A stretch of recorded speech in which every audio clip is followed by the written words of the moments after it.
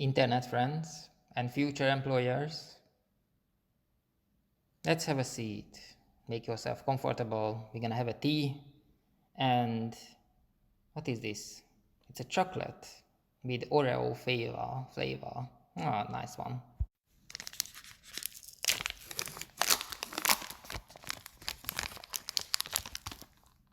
You know, I dressed up nicely. And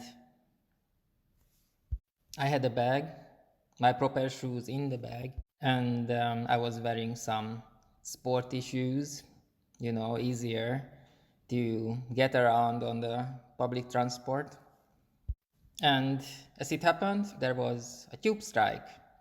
So the tube station was closed, but it happened before,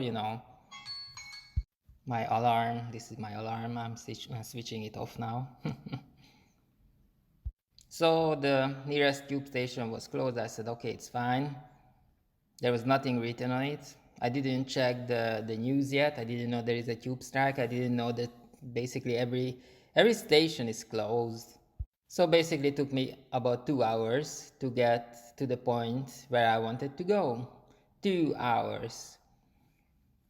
I told my friend that, listen, I'm going to meet a client and this is very important and this is what's happening and this is not good at all. And he was like, okay, I'm gonna look up something. And he checked the trains, the actual trains, not the underground, the trains. And actually they were running, so I used the trains and the buses combined. And still, the travel that should have been 40 minutes was more than 2 hours. But it's about tube strike. They are fighting for better working conditions, so that's okay. I didn't feel, no bad feelings at all. I know what they want, and okay, one day. The timing was not right for me, but I'm just one person and they are a whole lot. This Oreo chocolate is nice. The train station was packed with people. Something like a concert or a football stadium. And I needed to swim against the flow. And at the time, I didn't know that it was for nothing. The client canceled. And I was traveling for 2 hours to get to the meeting point. 2 hours. And I almost said I swear, but obviously I couldn't say that I could have made it. I think there is like 99% chance that I made it. So made it exactly in the right time to have a little chat with him. But he canceled a rain check, so we were just rescheduled the whole thing. And I was there. I was at London Bridge when I got the news, and I looked around. It was getting cold by that time because it was the day was quite good. Not really well, summery weather. Let's say summery weather. I wasn't really paying attention because I was thinking about the meeting and stuff. But by the time when I get to London Bridge and I got the news, wow, it was cold. So I put on the jacket. I looked around. The crowd by that time the crowd was mostly gone. So I had enough space to move around. I sat down and I was thinking through my options, and I decided just to go to the cinema and stuff, so I'm not going to waste the afternoon. I was traveling 2 hours because of the tube strike, and then just go home, it didn't feel like an option for me. So I was thinking about grabbing a beer or going to the cinema. And to be honest, all these options were, well, I don't really like to do things alone. I used to have house parties where I invited 7 people and 40 came. 40 people turned up. No, I wouldn't go to the cinema. I wouldn't have a beer alone. I just absolutely can't imagine to drink a beer alone. I don't think I ever done. Maybe I've done it once, but no, that's not for me. Cinema, I go, yeah, I go alone because I don't know anyone who likes movies with superheroes and stuff. And in London, there's so many other things to do. Cinemas are always the last option for everyone, really. When I think about my friends, most of my friends they don't watch movies at all. Some of them they do watch serials, but the way how they watching it, they skip sometimes like a few episodes, to well, anyway, no one really likes movies. That's the point. I was at London Bridge. I was sitting there, and a very old couple came, and they had problem with walking properly because they were quite old. So I said, okay, sit down, please. So they sat down, and I just walked away. And I really wanted to walk away from London Bridge Station and go home. Then my friend messaged me to let's go to IKEA, and I said IKEA again, and okay, let's go to IKEA. So this is how I ended up in IKEA again, and I don't think I ever been to IKEA this many times within 1 year, and it's only June. This particular IKEA I've been to, and obviously it took me quite a lot of time to get there. I think it took me like 40 minutes to get there or something like that. But anyway, I didn't want to go home, and I didn't want to go to the cinema. I didn't want to do anything alone. So friends, I always, beat any other options. I was on the train, then on the bus, and I ended up in the IKEA. This actual IKEA I never been to, but more or less they all look the same. They look the same, but if you wanna find someone, it's difficult. For example, when I got inside them, when I went a little bit deeper inside it, I didn't have bars on my phone. I couldn't text, message, or call my friend. And obviously, I knew that there are twists and turns on the path, and you can get lost a little bit, especially if you've never been there before. So I really paid attention, and I took some pictures. And because I took some pictures, it was very easy to find my way back. Because what happened is that my friend didn't really go to the IKEA. I mean, he went in, he bought some things, little things what he wanted to buy, and then he went outside. We just missed each other when I entered the building. I had a good couple of minutes in there, maybe 15 minutes. I was wandering around in IKEA, and obviously that 15 minutes I spent in the best part, which looks like a movie studio with living rooms and bathrooms and study rooms, all set up for you to check which furniture and things you wanna buy.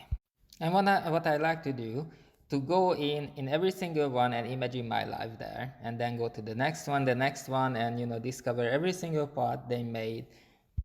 And I love them all and didn't like either of them. It was always my biggest dilemma in life. If I wanna buy a flat, a house, and settle down, or just keep on traveling the world and looking for opportunities. So when it comes to houses, flats, rooms, windows, and door frames, and towels, and beds, and pillows, and rugs, decorations, and shelves, I don't really think.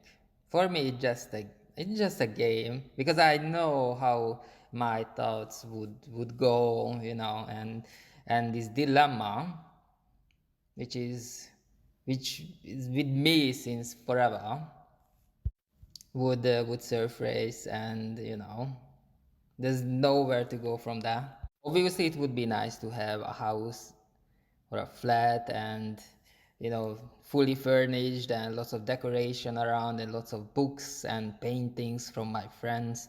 But then I realized that it's basically would probably would take all my money, and from that moment on I couldn't be on the road. I couldn't travel wherever I wanted to. So it's a very clear-headed decision for me to rent and have my money, which I can use anytime to buy a ticket, and not think about the price of the ticket. And then all of a sudden, my friend turned up. And you know what? I call him a friend, but basically that was the first time we went out. Because that's life nowadays. You keep in contact, keep in touch with messages, text, emails, and Zoom calls, and it's very hard to meet in person with some people. So actually, I was really happy about this, this client who rescheduled our meeting time. Otherwise, maybe we would have not meet, for with my friend for months maybe. So, because that was the first time I met my friend in person, I was not sure, what he actually likes, because 99% of my friends, they don't drink alcohol, they don't drink coffee, they don't drink anything with sugar, and they have very special vegan diet. So basically, in London you can't go anywhere at all. So I explained to my friend that for me it absolutely does not matter where we're going, but we need to go somewhere where we can talk. We went in and out of free pubs until we find a place. And it was not a pub, but a hotel, a bar in a hotel. And it looked awful, so bad that I think I enjoyed it. I don't know, here in London you have that kind of saying, but from where I come from, we have a saying that it's so ugly, it's beautiful. And this hotel bar was so hilariously ugly. Absolutely no thoughts put in the whole design at all. Big empty spaces and chairs that are not matching, and even the tables were not matching. The colors was completely off, and the lighting was worse than I ever seen, and it badly needed a big refurbishment, a full refurbishment that been overdue for like maybe 20 years. But in the same time, I loved it. I would even add that I think it's been maybe 100 years when they banned smoking cigarette in bars, but you could sort of feel still the cigarette, coming out of the sofas, the walls and the ceiling and the columns. And I don't know why, but any place I go where, the whole bar is falling apart, near collapsing, the stuff is perfect. And here it was absolutely the same. The lady who was serving us the drinks, Blue Moon with I think it's Belgian beer, with very sweet, with a slice of orange. She was lovely, absolutely lovely.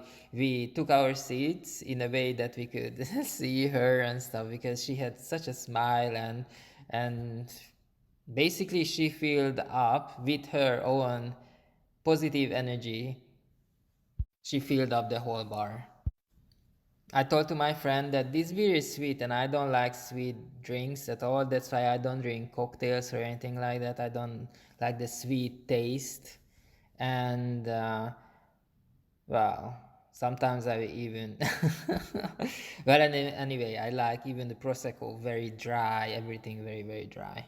But I was so tired, and I was traveling for 3 hours because of the tube strike, and the client canceled, and I was in IKEA, with all this philosophy in my head. I was so tired, and the beer, well, worked wonders on my nerves. So both of us got really chatty in no time. And I just remembered a TikTok video with a guy about the same age as me and with the same sort of hair and outfit as me on the DLR, on the overground in London. And TikTok videos is usually like a few seconds, and usually the people, they videoing themselves, and there's music and some text as well. And the text on this TikTok video said that you're very tired to meet your friends to go out to the city, but you remember that at the end of it you will get your kebab. And when I remember this video and I remember that I'm going to get kebab, I got very very happy.